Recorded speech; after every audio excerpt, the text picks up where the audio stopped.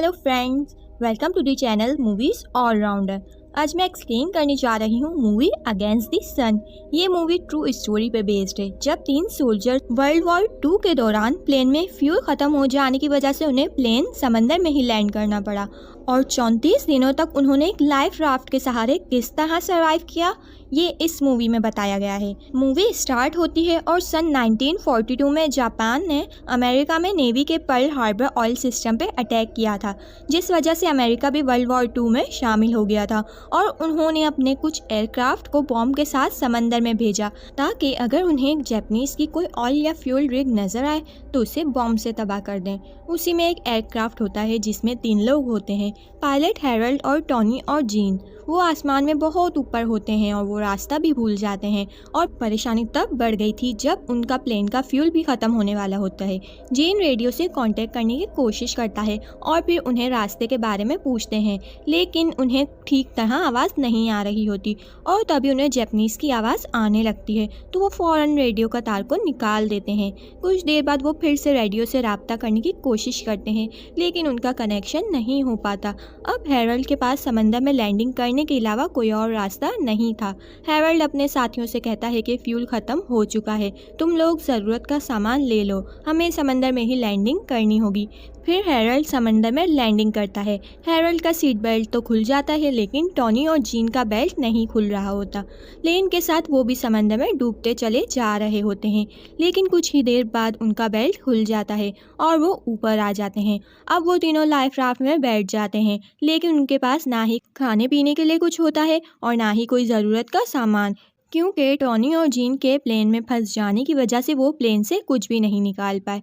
Pacific ocean के इतने बड़े समंदर में वो अकेले होते हैं, लेकिन उन्हें पूरी उम्मीद होती है कि उन्हें बचाने नेवी के लोग ज़रूर आएंगे और ऐसा होता भी है। अगले ही दिन उन्हें यूएस नेवी का प्लेन नज़र आता है तो हैरोल्ड कहता है कि हमें पैराशूट को खोल देना चाहिए ताकि वो हमें देख सके, क्योंकि इतनी छोटी बोट वो दूर से नहीं देख पाएंगे। लेकिन उन्हें याद आता है कि पैराशूट तो प्लेन के साथ ही डूब गया, तो वो तीनों अपनी लाइफ जैकेट को हाथ में लेकर हिलाने लगते हैं और ज़ोर ज़ोर से चिल्लाने लगते हैं, लेकिन वो प्लेन इनसे बहुत दूर होता है और उन्हें देख नहीं पाता और वहाँ से वापस चला जाता है।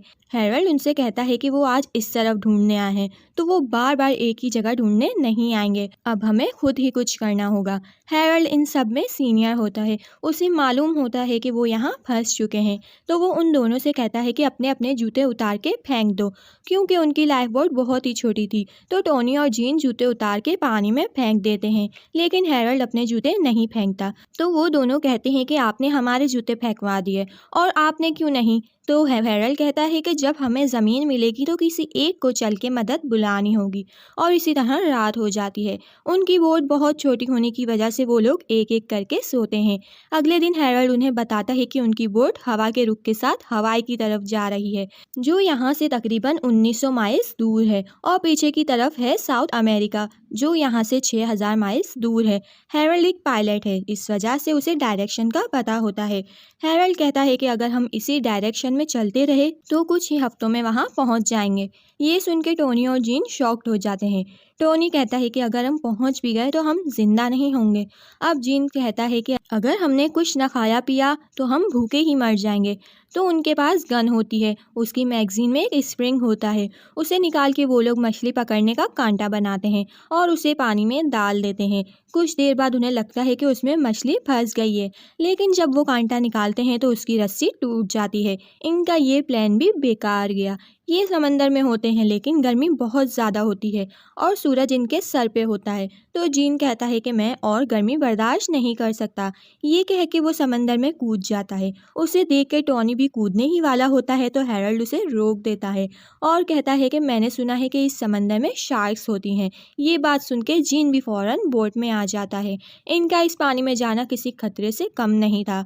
दिन गुजरते जाते हैं और इसी तरह उस समंदर में उन्हें 5 दिन गुजर जाते हैं। अब वो तीनों बहुत कमज़ोर हो चुके होते हैं, क्योंकि 5 दिनों से उन्होंने कुछ खाया पिया नहीं होता। टॉनी की बर्दाश्त ख़त्म हो जाती है और वो समंदर का पानी पीने वाला होता है, लेकिन हैरोल्ड उसे रोक देता है और कहता है कि ये तुम्हारी बॉडी और भी ज़्यादा कमज़ोर कर देगा।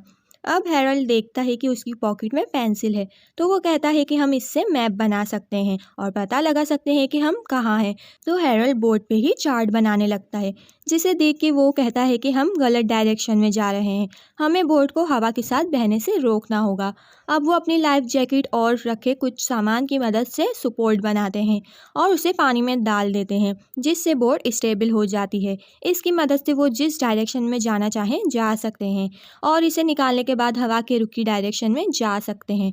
अब वो तीनों प्रे करते हैं। हैरल्ड कहता है कि हमने ज़िंदगी में अच्छे काम नहीं किए, लेकिन हमें आपकी मदद की ज़रूरत है। जीन कहता है कि समंदर में जितनी भी बोट्स फंसी हैं उनकी मदद करें, और टॉनी कहता है कि आप बारिश कर दें, हमें बहुत प्यास लग रही है। और वो देखता है कि बारिश नहीं हुई। ये देख के वो डिसअपॉइंटेड हो जाता है। तो जीन कहता है कि गॉड को टाइम तो दो। अब रात हो जाती है और बारिश होने लगती है। वो पानी पीते हैं और खुश भी हो रहे होते हैं, क्योंकि कई दिनों बाद उन्हें पानी नसीब हुआ। अगले दिन जीन मछली पकड़ने की कोशिश कर रहा होता है, तो हैरल्ड कहता है कि तुमसे ज़्यादा सब्र रखने वाला बंदा मैंने आज तक नहीं देखा।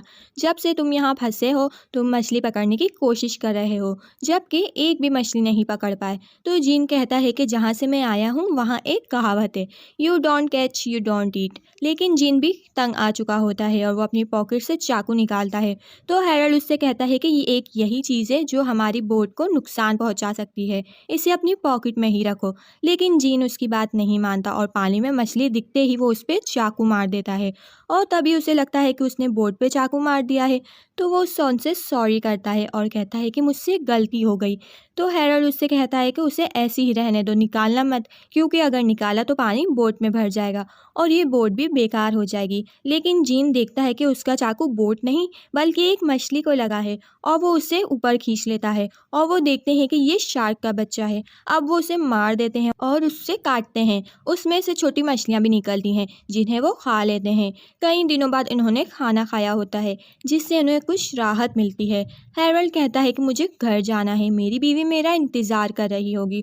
और वो उन दोनों से पूछता है कि क्या तुम्हारी शादी हुई हुई है। तो टॉनी कहता है कि मेरी शादी तो नहीं हुई हुई, लेकिन मेरी एक गर्लफ्रेंड है। और जीन कहता है कि ना ही मेरी शादी हुई हुई है और ना ही मेरी कोई गर्लफ्रेंड है।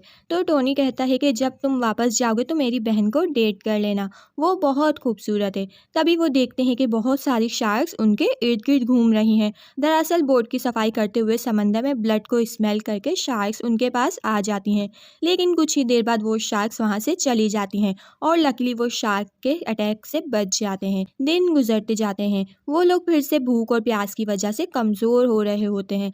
रात जीन पानी में हाथ रख के बैठा होता है, तभी एक शार्क उसके हाथ पे हमला कर देती है और उसका हाथ इंजर्ड हो जाता है। लेकिन लकीली जीन को ज़्यादा चोट नहीं लगती। एक दिन जीन को सामने कुछ नज़र आता है, तो वो टॉनी को बताता है कि सामने आइलैंड है। लेकिन टॉनी कहता है कि वहाँ कुछ नहीं है, चारों तरफ समंदर ही समंदर है, ये बस तुम्हारा वहम है। उन्हें समंदर में 15 दिन हो चुके होते हैं। टॉनी के हाथ में गन होती है, तो जीन उससे गन मांगता है और उनकी बोट पे एक परिंदा बैठा होता है। तो जीन उसे शूट कर देता है और गोली उसे लग जाती है, लेकिन वो समंदर में दूर जा गिरता है। गोली की आवाज़ सुनकर हैरल्ड भी जाग जाता है और जब वो परिंदे को देखता है तो उसे लेने पानी में जंप करता है। वो परिंदे तक पहुंच जाता है, लेकिन तभी उसके पीछे शार्क आने लगती है। वो फौरन बोट की तरफ आ जाता है और शार्क के अटैक करने से पहले ही बोट में चढ़ जाता है और शार्क उनकी बोट के नीचे से ही चली जाती है। इन 15 दिनों में इन्हें दूसरी बार कुछ खाने को मिला। जीन कहता है कि यहाँ परिंदा था, इसका मतलब हम आइलैंड के करीब हैं। तो हैरल्ड कहता है कि नहीं, ये परिंदा समंदर में ही रहता है। इसी तरह इन्हें वहाँ 20 दिन गुजर जाते हैं। उन्हें अजीब अजीब से ख्वाब आ रहे होते हैं और हेलुसिनेशन भी हो रहा होता है। सुबह जब हैरल्ड उठता है तो देखता है कि कोई भी अपनी ड्यूटी नहीं कर रहा। उन पर वो चिल्लाता है कि मैंने तुम्हें कहा था कि ध्यान रखना कि हवा का रुख किस तरफ चल रहा है। तो जीन कहता है कि यहाँ हर तरफ समंदर है, देखने के लिए कुछ नहीं, और आपके मुताबिक हमें आज तक आइलैंड पहुँच जाना चाहिए था। कहाँ है तुम्हारा आइलैंड? तो हैरल्ड कहता है कि मुझे ऐसा लगा था कि हम पहुँच जाएंगे। तो जीन उससे कहता है कि आपकी वजह से हम यहाँ फंसे हैं और हमें पानी में लैंडिंग करनी पड़ी। यकीनन तुम हमारी शिप से बहुत दूर निकल गए होगे, इसीलिए हमें किसी से भी कांटेक्ट नहीं हो पाया। हैरल्ड ये बात एक्सेप्ट कर लेता है कि ये सब उसी की वजह से हुआ है, क्योंकि जब वो ऊपर हवा में थे तो हैरल्ड को वेस्ट की तरफ टर्न लेना था, लेकिन उसे नींद आ गई और वो कुछ देर के लिए सो गया। जब उसकी आँख खुली तो वो बहुत दूर निकल चुके थे और फ्यूल भी ख़त्म हो जाने की वजह से इन्हें समंदर में ही लैंडिंग करनी पड़ी। हैरल्ड उन दोनों से अपनी गलती की माफ़ी भी मांगता है, लेकिन जो होना था वो हो चुका है। जीन उस मैप को उठाता है जो हैरल्ड लाइफ जैकेट पे बनाया था और कहता है कि अब यही हमें घर ले जा सकता है। जो हैरल्ड को एक आइडिया आता है कि वो जीन से चाकू लेकर अपने शूज़ काट कर 2 पेडल्स बना लेता है ताकि वो जिस डायरेक्शन में जाना चाहें उसकी मदद से जा सकते हैं। टॉनी उनसे कहता है कि जिसने भी सबसे पहले ज़मीन देखी उसे बाकी 2 लोग उसकी पसंद का डिनर करवाएंगे। अब उन्हें समंदर में 30 दिन गुजर जाते हैं और कई दिनों से इन्होंने कुछ खाया पिया भी नहीं होता, जिस वजह से वो बहुत कमज़ोर हो रहे होते हैं। उन्हें अब जिंदा बचने की कोई उम्मीद नहीं होती और उसी रात बहुत तेज़ बारिश शुरू हो जाती है और उन्हें पीने के लिए पानी मिल जाता है। वो देखते हैं कि सामने से बहुत बड़ा तूफान उनकी तरफ आ रहा है और एक ऊंची लहर उनकी बोट को उलट देती है और वो तीनों पानी में जा गिरते हैं। हैरोल्ड और जीन ऊपर आकर देखते हैं तो टॉनी वहाँ नहीं होता। उन्हें लगता है कि वो समंदर में डूब गया है, लेकिन तभी वो देखते हैं कि टॉनी बोट की दूसरी साइड होता है। अब वो तीनों मिलकर बोट को सीधा करते हैं और फिर एक एक करके बोट पे चढ़ जाते हैं। पूरी रात वो तूफान की जद में होते हैं और फिर सुबह तक तूफान टल जाता है। वो तीनों बोट पे जिंदा तो होते हैं, लेकिन अंदर ही अंदर वो मर चुके होते हैं। उन्हें अब जिंदा बचने की कोई उम्मीद नहीं होती। हैरोल्ड अपनी वाइफ को याद कर रहा होता है और जीन टोनी की बहन को समंदर में बैठा देखता है। दरअसल उसे हेलुसिनेशन हो रहा होता है। जिस तरह टोनी ने अपनी बहन के बारे में बताया था उसी तरह वो उसे नजर आ रही होती है। जीन टोनी से कहता है कि मुझे तुम्हारी बहन से प्यार हो गया है। तो टोनी कहता है कि तुम दोनों एक ग्रेट कपल बनोगे। हैरोल्ड उनकी बातें सुनकर कहता है कि मैंने सोचा भी नहीं था कि ये सब इस तरह ख़त्म होगा। तुम दोनों मुझे माफ़ कर दो। एक्चुअली हैरोल्ड इस गलती का खुद को जिम्मेदार समझ रहा होता है। तो टोनी बहुत मुश्किल से बैठकर उससे कहता है कि हम बहुत दूर तक आ चुके हैं, अब हम इस तरह से हार नहीं मानेंगे और अपने हाथ से ही बोट चलाना शुरू कर देते हैं। उसे देख के वो दोनों भी ऐसा ही करते हैं, लेकिन कब तक? इनकी बॉडी में बिल्कुल भी ताकत नहीं होती। इसी तरह उन्हें 34 दिन हो जाते हैं और वो तीनों बिल्कुल निढाल हो चुके होते हैं। टॉनी कहता है कि मैंने ख्वाब में बहुत बड़ा हरा खेत देखा। तो हैरोल्ड कहता है कि ये ख्वाब तो मैं 2 दफ़ा देख चुका हूँ। हैरोल्ड समंदर के पानी पीने लगता है। अब उन्हें जिंदा बचने की कोई उम्मीद नहीं होती। तभी जीन उठकर कहता है कि मुझे हरा हरा कुछ दिख रहा है और जब ये तीनों उठकर देखते हैं तो वो एक आइलैंड होता है। ये देख के तीनों बहुत खुश होते हैं क्योंकि कई दिनों के बाद उन्हें आइलैंड नजर आया और उनकी जान बच गई। अब वो हाथ से बोट को चलाने लगते हैं और कुछ ही देर बाद वो समंदर के किनारे पहुंच जाते हैं और उन्हें सामने एक झोंपड़ी भी नजर आती है और वो तीनों उस तरफ जाने लगते हैं। ये तीनों 34 दिनों बाद 20 फरवरी 1942 को पुका पुका आइलैंड तक पहुंच जाते हैं। इन्होंने इस छोटी सी लाइफ बोट में 1000 माइल से भी ज़्यादा का सफ़र किया। हैरोल्ड को नेवी की तरफ से अवार्ड भी मिला क्योंकि उसने इतने मुश्किल सफ़र में भी अपने क्रू को अच्छी तरह लीड किया। उसके बाद उन्होंने कोई भी एयरक्राफ्ट नहीं उड़ाया। जीन ने वॉर के दौरान रेडियो में ही काम किया और सन 1946 में उसने टॉनी की बहन फ्रांसिस से शादी कर ली। टॉनी जब पूरी तरह से ठीक हो गया तो उसने अपने करियर में नेवी में ही कंटिन्यू करा और 1986 में जब उसकी डेथ हुई तो उसकी असलियों को समंदर में ही बहाया गया और हमें इन तीनों की रियल पिक्चर को भी दिखाया जाता है और इसी के साथ ये मूवी एंड हो जाती है।